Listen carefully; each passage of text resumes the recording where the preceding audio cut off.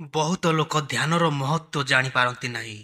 ତାଙ୍କୁ ଧ୍ୟାନ କରିବା ତ ହୋଇଥାଏ, ମାତ୍ର ସେମାନେ ଧ୍ୟାନ କରିପାରନ୍ତି ନାହିଁ। ଶାନ୍ତ ବ୍ୟକ୍ତିକୁ ଦେଖି ସବୁବେଳେ ତାପରି ହେବାକୁ ଚେଷ୍ଟା କରନ୍ତି। ଏଥିପାଇଁ ଆଜିର ଏହି କାହାଣୀରେ ଆମେ ଶାନ୍ତ କିପରି ରହିବା ଏବଂ ଶାନ୍ତ ରହିବା ଦ୍ୱାରା ଆମର ବୁଦ୍ଧିର କ'ଣ ଫାଇଦା ହୋଇଥାଏ, ସେ ସମସ୍ତ ଜ୍ଞାନକୁ ଆଜି ଏହି ଭିଡ଼ିଓରେ ଜାଣିବା। ଗୋଟିଏ ସମୟର କଥା। ଆଶ୍ରମର ସମସ୍ତ ଶିଷ୍ୟ ଯେତେବେଳେ ଅଲଗା ଅଲଗା କାମରେ ଲାଗି ପଡ଼ିଥିଲେ, ସେଥିମଧ୍ୟରୁ ଗୋଟିଏ ଶିଷ୍ୟ ଗୋଟିଏ କୋଣରେ ବସି ତାର ନିଜ ଭାବନାରେ ହଜି ଯାଇଥିଲା। ସେ ଅଧିକାଂଶ ଚୁପ୍ ରହୁଥିଲା। ଯେତେବେଳେ ଆଶ୍ରମର ସମସ୍ତ କାର୍ଯ୍ୟଭାର ସରିଲା ପରେ ଶିଷ୍ୟମାନେ ପୁରା ଦିନର ଘଟଣା ବିଷୟରେ ଚର୍ଚ୍ଚା କରୁଥାନ୍ତି, ସେହି ସମୟରେ ସେହି ଶାନ୍ତ ଶିଷ୍ୟଟି ଗୋଟିଏ ବରଗଛ ତଳେ ବସି ଧ୍ୟାନ କରିଥାଏ। ସବୁ ଶିଷ୍ୟଙ୍କୁ ଆଶ୍ଚର୍ଯ୍ୟ ହେଉଥିଲା କି ସେହି ଶାନ୍ତ ଶିଷ୍ୟର କେହି ସାଙ୍ଗ ନଥିଲେ। ସେ ଅଧିକାଂଶ ସମୟ ଏକାନ୍ତରେ ରହୁଥିଲା। ଏହା ଦେଖିକରି ସେହି ଆଶ୍ରମର ଗୁରୁଙ୍କୁ ଅତି ପ୍ରସନ୍ନତା ଅନୁଭବ ହେଉଥିଲା। ସେହି ଗୁରୁଙ୍କୁ ଏହା ଲାଗୁଥିଲା କି କେହି ତ ଜଣେ ଅଛି ଯିଏ ଏହି ଆଶ୍ରମର ଶାନ୍ତ ରହିବାର ଶକ୍ତିକୁ ବୁଝିପାରିଛି। ଆଶ୍ରମରେ ଯେତେବେଳେ କୌଣସି ଜରୁରୀ ରାୟ ନେବାର ସମୟ ଆସୁଥିଲା, ଗୁରୁ ସେହି ଶାନ୍ତ ଶିଷ୍ୟର ଉପଦେଶ ଗ୍ରହଣ କରୁଥିଲେ। ମାତ୍ର ଏହି କଥା ଆଶ୍ରମର ଅନ୍ୟ ଜଣେ ଶିଷ୍ୟଙ୍କୁ ଏହା ଭଲ ଲାଗୁନଥିଲା, କାରଣ ଏହି ଶିଷ୍ୟ ଗୁରୁଙ୍କର ପ୍ରିୟ ଶିଷ୍ୟ ହେବାକୁ ଚାହୁଁଥିଲା। ଏହି କାରଣ ପାଇଁ ଏହି ଶିଷ୍ୟଟି ଗୁରୁଙ୍କ ଆଗରେ ଅନ୍ୟ ଶିଷ୍ୟମାନଙ୍କର ଖରାପ ଗୁଣକୁ କହିଥାଏ, ଯେପରି ଗୁରୁଜୀ ତାକୁ ମହାନ ଭାବିବେ। ବହୁତ ଥର ଏହି ଶିଷ୍ୟ ତାର କର୍ତ୍ତବ୍ୟ ଗୁଡ଼ିକୁ ପୂରା କରିବାର ଦେଖାଣିଆ କରିଥାଏ। ଯଦି ବି ତାକୁ କେହି ଉପଦେଶ ନ ମାଗନ୍ତି, ଏହା ସତ୍ତ୍ୱେ ବି ସେ ସାମ୍ନାର ଶିଷ୍ୟକୁ ଉପଦେଶ ଦେବାକୁ ପସନ୍ଦ କରିଥାଏ। ଏହି ଶିଷ୍ୟଟି ବହୁତ କଥା କୁହା ଶିଷ୍ୟ ହେବା ସଙ୍ଗେ ସଙ୍ଗେ ଆଶ୍ରମରେ ବହୁତ ପ୍ରସିଦ୍ଧ ମଧ୍ୟ ଥିଲା। କିନ୍ତୁ ଗୁରୁ ଯେତେବେଳେ ସେହି କଥା କୁହା ଏବଂ ପ୍ରସିଦ୍ଧ ଶିଷ୍ୟର ରାୟ ନ ନେଇ ସେହି ଶାନ୍ତ ଶିଷ୍ୟର ରାୟ ନିଅନ୍ତି, ତେବେ ସେହି ସମୟରେ ସେହି କଥା କୁହା ଶିଷ୍ୟକୁ ବହୁତ ଖରାପ ଲାଗୁଥାଏ।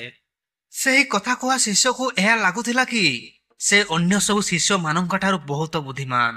ମାତ୍ର ଏହା ସତ୍ତ୍ୱେ ବି ଗୁରୁ ସେହି କଥା କୁହା ଶିଷ୍ୟଠାରୁ କୌଣସି ଉପଦେଶର ଆଶା କରୁନାହାନ୍ତି। ଏମିତି ନଥିଲା କି ଗୁରୁଙ୍କୁ ସେହି କଥା କୁହା ଶିଷ୍ୟର ବ୍ୟବହାର ବିଷୟରେ ଜଣାନଥିଲା, କିନ୍ତୁ ଗୁରୁ ସେହି କଥା କୁହା ଶିଷ୍ୟକୁ ନିଜ ଅନୁସାରେ ଶିକ୍ଷା ଦେବାକୁ ଚାହୁଁଥିଲେ, ଯାହାଦ୍ୱାରା ସେହି ଶିଷ୍ୟଠାରୁ ଅଧିକ କଥା କହିବାର ଅଭ୍ୟାସ, ଅଧିକ ଉପଦେଶ ଦେବାର ଅଭ୍ୟାସ, ଦେଖାଇ ହେବାର ଅଭ୍ୟାସ ଏବଂ ଅନ୍ୟର ଖରାପ ଗୁଣ ଗୁଡ଼ିକ କହିବାର ଅଭ୍ୟାସ ସବୁଦିନ ପାଇଁ ଦୂର ହୋଇପାରିବ ଏବଂ ସେ ଶାନ୍ତ ରହିକି ଧ୍ୟାନର ଗଭୀରତାରେ ନିଜକୁ ସମର୍ପିତ କରି ଆଗକୁ ବଢ଼ିପାରିବ। ପ୍ରକୃତରେ ସମସ୍ତ ମହାନ ଗୁରୁଙ୍କର ଏହା ଶିକ୍ଷା ହୋଇଥାଏ। ସେ କୌଣସି ଉପାୟରେ ସେହି କଥା କୁହା ଶିଷ୍ୟକୁ ଜଣାଇବାକୁ ଚାହୁଁଥିଲେ କି ଶାନ୍ତ ରହିକି ହିଁ ପ୍ରକୃତିର ସମସ୍ତ ସତ୍ୟକୁ ଜାଣିହୁଏ। ଗୋଟିଏ ଦିନ ଗୁରୁଙ୍କୁ ଏହାର ସମାଧାନ ପାଇଁ ଉଚିତ ବିଚାରଟିଏ ଆସିଲା। ସେ ସମସ୍ତ ଶିଷ୍ୟଙ୍କୁ ତାଙ୍କ ପାଖକୁ ଡାକିଲେ ଏବଂ କହିଲେ, ମୁଁ ତୁମ ସମସ୍ତଙ୍କୁ ଦୁଇ ଭାଗରେ ବାଣ୍ଟି ଅଲଗା ଅଲଗା ଗ୍ରାମକୁ ଭିକ୍ଷା ଗ୍ରହଣ କରିବାକୁ ପଠାଉଛି। ଏଥିରେ ଯେଉଁ ଦୁଇ ଶିଷ୍ୟ ଅଧିକ ଭିକ୍ଷା ଗ୍ରହଣ କରି ଆଣିବେ, ମୁଁ ସେହି ଦୁଇ ଜଣ ଶିଷ୍ୟଙ୍କୁ ଆଶ୍ରମର ସମସ୍ତ କର୍ତ୍ତବ୍ୟ, ସମସ୍ତ କାର୍ଯ୍ୟଭାର ପ୍ରଦାନ କରିବି। ନିଜର କଥାକୁ ଜାରି ରଖି ଗୁରୁ ଆଗକୁ କହିଲେ, ଭିକ୍ଷା ମାଗିବା ଦ୍ୱାରା ଆମର ଅହଙ୍କାର ଶେଷ ହୋଇଥାଏ। ଏଥିପାଇଁ ସମସ୍ତ ଶିଷ୍ୟ ପୁରା ମନରେ ଭିକ୍ଷା ମାଗିବ। କେହି ବି ଏହି କାମକୁ ବ୍ୟକ୍ତିଗତ ଆକାରରେ ନିଅ ନାହିଁ, ନଚେତ୍ ସେହି ଶିଷ୍ୟ ତାର ଜୀବନରେ ବହୁତ ବଡ଼ ଜ୍ଞାନକୁ ହରାଇ ବସିବ। ଆଶ୍ରମର ଗୁରୁ ଜାଣି ଜାଣି କରି କଥା କୁହା ଶିଷ୍ୟ ଏବଂ ଶାନ୍ତ ଶିଷ୍ୟର ଯୋଡ଼ି କରିଦେଲେ। କଥା କୁହା ଶିଷ୍ୟର ମନରେ କେବଳ ଏହି କଥା ଚାଲୁଥିଲା କି ଏଥର ମୋତେ ସୁଯୋଗ ମିଳିଛି, ଏଥର ମୁଁ ଗୁରୁଙ୍କୁ ଦେଖାଇଦେବି କି ଶାନ୍ତ ରହୁଥିବା ଶିଷ୍ୟଠାରୁ ମୁଁ କେତେ ବୁଦ୍ଧିମାନ। ଦୁଇ ଜଣ ଶିଷ୍ୟ ପରସ୍ପର ମତରେ ରାଜି ହୋଇ ଗାଁର ଅଲଗା ଅଲଗା ଘରକୁ ଯାଇ ଭିକ୍ଷା ମାଗିବେ, ଯାହାଦ୍ୱାରା ଭିକ୍ଷା ମାଗିବାର କାମ ଶୀଘ୍ର ଶେଷ ହୋଇପାରିବ। ଶାନ୍ତ ରହୁଥିବା ଶିଷ୍ୟ ଭିକ୍ଷା ମାଗିବା ସମୟରେ ହାତ ଯୋଡ଼ିକି ତାଙ୍କ ଆଗରେ ନିଜର ପାତ୍ରକୁ ଦେଖାଇ ଦେଉଥାଏ। ତାର ମୁଖରେ ଏକ ନମ୍ର ଭାବ ଥିଲା ଏବଂ ଚକ୍ଷୁ ଦ୍ୱୟରେ ଏକ ଏକାନ୍ତ ସ୍ପଷ୍ଟ ନଜର ଆସୁଥିଲା, ଯାହାଦ୍ୱାରା ଭିକ୍ଷା ଦେଉଥିବା ଲୋକେ ସେହି ଶିଷ୍ୟକୁ ଭିକ୍ଷା ଦେଇ ନିଜକୁ ଖୁସି ମନେ କରୁଥିଲେ।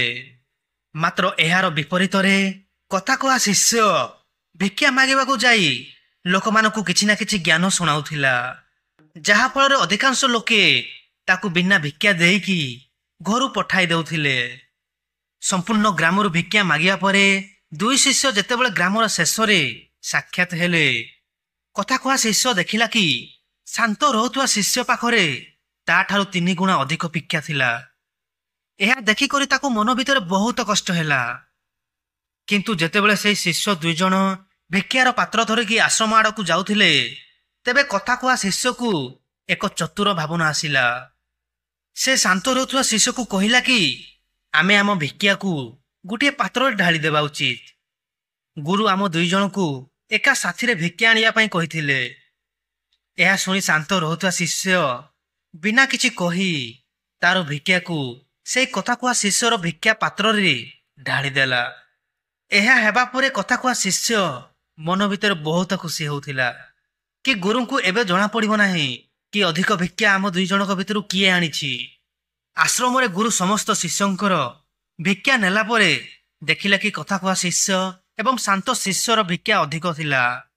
ଗୁରୁ ସମସ୍ତଙ୍କ ଶିଷ୍ୟ ଆଗରେ ସେଇ 2 ଜଣ ଶିଷ୍ୟଙ୍କୁ ଅଭିବାଦନ ଦେବା ସଙ୍ଗେ ସଙ୍ଗେ ପ୍ରଶଂସା କରି କହିଲେ, ମୁଁ ଆଶ୍ରମର କାର୍ଯ୍ୟଭାର ତୁମ 2 ଜଣଙ୍କୁ ଦେଇପାରିବି ନାହିଁ। ଯଦି ଦେବି ତେବେ ନିଶ୍ଚିତ ଯେ 2 ଜଣଙ୍କ ମଧ୍ୟରେ ମତଭେଦ ହେବ। ଏଥିପାଇଁ ତୁମ 2 ଜଣଙ୍କ ମଧ୍ୟରୁ ଯିଏ ଅଧିକ ଭିକ୍ଷା ମାଗି ଆଣିଛି କେବଳ ତାକୁ ହିଁ ଆଶ୍ରମର କାର୍ଯ୍ୟଭାରକୁ ସମ୍ଭାଳିବାକୁ ଦେବି। ଯେତେବେଳେ ଗୁରୁ ସେଇ 2 ଜଣଙ୍କୁ ପଚାରିଲେ, ତୁମ 2 ଜଣଙ୍କ ଭିତରୁ କିଏ ଅଧିକ ଭିକ୍ଷା ନେଇକି ଆସିଥିଲା? ଏହାର ସଙ୍ଗେ ସଙ୍ଗେ କଥା କୁହା ଶିଷ୍ୟ କହିଲା, ହେ ଗୁରୁ, ମୁଁ ଏଇ ଶିଷ୍ୟଠାରୁ 3 ଗୁଣା ଭିକ୍ଷା ମାଗିକି ଆଣିଥିଲି। କିନ୍ତୁ ମୋର ଭୁଲ ହୋଇଗଲା କି ମୁଁ 2 ଜଣଙ୍କର ଭିକ୍ଷାକୁ ଗୋଟିଏ ପାତ୍ରରେ ଢାଳିଦେଲି। ମୋତେ ଜଣା ନଥିଲା କି ଆପଣ ଏପରି ନିର୍ଣ୍ଣୟ ନେବେ, ନହେଲେ ମୁଁ ମୋର ଭିକ୍ଷାର ପାତ୍ରକୁ ଅଲଗା ରଖିଥାନ୍ତି। ଏହା ଶୁଣିସାରି ଗୁରୁ ସେଇ ଶାନ୍ତ ରହୁଥିବା ଶିଷ୍ୟକୁ ପଚାରିଲେ କି କଣ ତୁମେ ଏହାର କଥାରେ ସହମତ ଅଟ? କଣ ତୁମେ ଏହାଠାରୁ କମ୍ ଭିକ୍ଷା ନେଇକି ଆସିଥିଲ? ଏହା ଶୁଣିକି ସେଇ ଶାନ୍ତ ରହୁଥିବା ଶିଷ୍ୟଟି କହିଲା, ଗୁରୁଜୀ, ମୋ ପାଖରେ ଏପରି କୌଣସି ସାଧନ ନାହିଁ ଯେପରି ମୁଁ ଆପଣଙ୍କ ଠାରେ ପ୍ରମାଣ କରିପାରିବି କି ମୁଁ ଏହାଠାରୁ ଅଧିକ ଭିକ୍ଷା ନେଇକି ଆସିଥିଲି। ବାସ୍ତବରେ ଏହି ଶିଷ୍ୟ ବିପରୀତ କଥା କହୁଛି। ମୁଁ ହିଁ ଏହାର ଭିକ୍ଷାଠାରୁ 3 ଗୁଣା ଅଧିକ ଭିକ୍ଷା ନେଇକି ଆସିଥିଲି। ଇଏ ହିଁ ମୋତେ 2 ଜଣଙ୍କ ଭିକ୍ଷାକୁ ଏକାଠି କରିବା ବୋଲି କହିଥିଲା। ଆଶ୍ରମର କିଛି ଦୂରରେ ଗୋଟିଏ ପାହାଡ଼ ଥିଲା, ଯାହାର ପଛରେ ସୂର୍ଯ୍ୟ ଢଳୁଥିଲା, ଅର୍ଥାତ୍ ସନ୍ଧ୍ୟାର ସମୟ ହେଉଥିଲା। ସେଇ ଶିଷ୍ୟଙ୍କର କଥା ଶୁଣି ଗୁରୁଙ୍କୁ ଜଣାଥିଲା କି ସତ କଥା କିଏ କହୁଛି। କିନ୍ତୁ ଗୁରୁ ସମସ୍ତ ଶିଷ୍ୟଙ୍କ ଆଗରେ ସତକୁ ବାହାର କରିବା ପାଇଁ ତାଙ୍କ 2 ଜଣଙ୍କୁ ଗୋଟିଏ ପ୍ରଶ୍ନ ପଚାରିଲେ, ପଛ ପାହାଡ଼ରେ ତୁମକୁ କଣ ଦେଖାଯାଉଛି?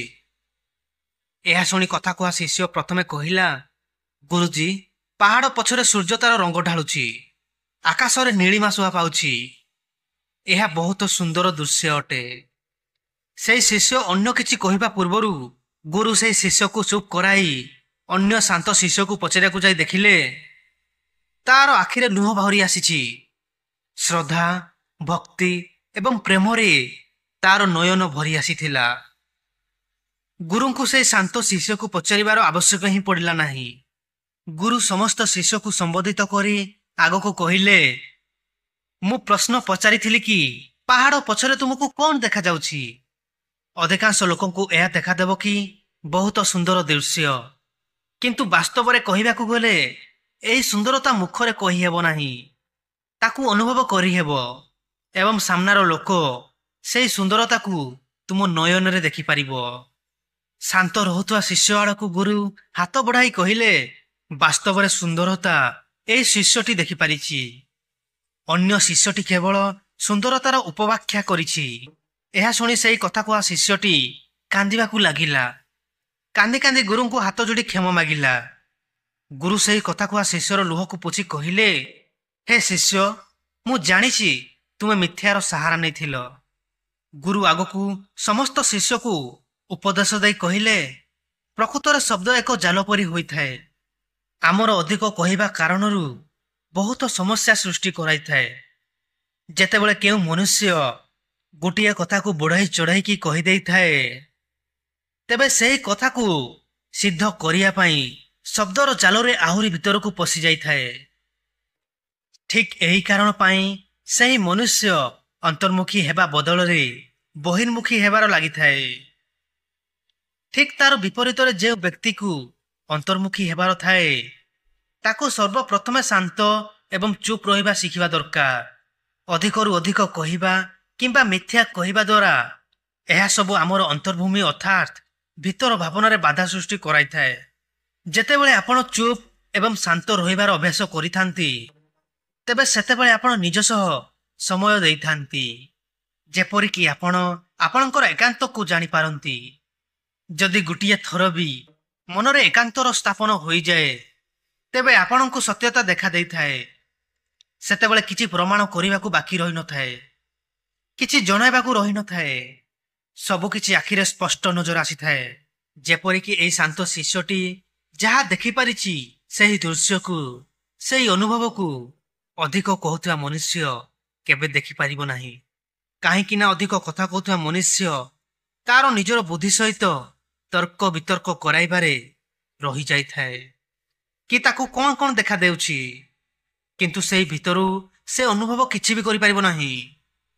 ତାକୁ ଦେଖାଦେବ କେବଳ ପାହାଡ଼, ସୂର୍ଯ୍ୟ ଏବଂ ତାହାର ରଙ୍ଗ, କିନ୍ତୁ ସେହି ସୌନ୍ଦର୍ଯ୍ୟକୁ, ସେହି ଅନୁଭବକୁ ସେ କେବେ ଦେଖିପାରିବ ନାହିଁ। ଯଦି ଚୁପ୍ ରହିବାର କଳାକୁ ଶିଖିବାକୁ ଚାହୁଁଛ ତେବେ ତୁମକୁ ପ୍ରଥମେ ଏହା ଧ୍ୟାନ ଦେବାକୁ ପଡ଼ିବ କି ତୁମେ କାହାକୁ ବି ପ୍ରଭାବିତ କରିବାକୁ ଚେଷ୍ଟା କରିବ ନାହିଁ। ଅଧିକାଂଶ ଲୋକେ ଏହି କାରଣ ପାଇଁ ଅଧିକ ଲୋକମାନଙ୍କୁ କହିଥାନ୍ତି କି ସେ ଅନ୍ୟମାନଙ୍କୁ ଆକର୍ଷଣ କରିବାକୁ ଚାହାନ୍ତି, ନିଜକୁ ପ୍ରମାଣ କରିବାକୁ ଚାହାନ୍ତି। ମାତ୍ର ସେମାନେ ପ୍ରମାଣ କରିବାକୁ ଯାଇ ସେହି ଶବ୍ଦର ଜାଲରେ ଅଧିକରୁ ଅଧିକ ଫସିଯାଆନ୍ତି ଏବଂ ଧୀରେ ଧୀରେ ଏହା ହିଁ ତାଙ୍କର ଅଭ୍ୟାସରେ ପରିଣତ ହୋଇଯାଇଥାଏ। ଯଦି କେଉଁ ବ୍ୟକ୍ତି ଅନ୍ୟଙ୍କୁ ପ୍ରଭାବିତ କରିବାକୁ ଚାହୁଁଛି ତେବେ ସେ କେତେ ଜଣଙ୍କୁ ପ୍ରଭାବିତ କରିପାରିବ? ତାହାର ଏହି ଭୋକ ଧୀରେ ଧୀରେ ଆଗକୁ ବଢ଼ିବାକୁ ଲାଗିବ। ମାତ୍ର ବାସ୍ତବରେ ସଂସାରର ସମସ୍ତଙ୍କୁ ପ୍ରଭାବିତ କରିହେବ ନାହିଁ। ଏଥିପାଇଁ ଅନ୍ୟକୁ ପ୍ରଭାବିତ କରିବା ବଦଳରେ ନିଜକୁ ପ୍ରଭାବିତ କର। ଭାଇମାନେ, ଏହି ଛୋଟ କାହାଣୀଟି ଆପଣଙ୍କୁ ଯଦି ଟିକେ ବି ମନକୁ ଛୁଇଁଛି ତେବେ ଆମ ଚ୍ୟାନେଲକୁ ସବସ୍କ୍ରାଇବ୍ କରିକି ଯାଆନ୍ତୁ।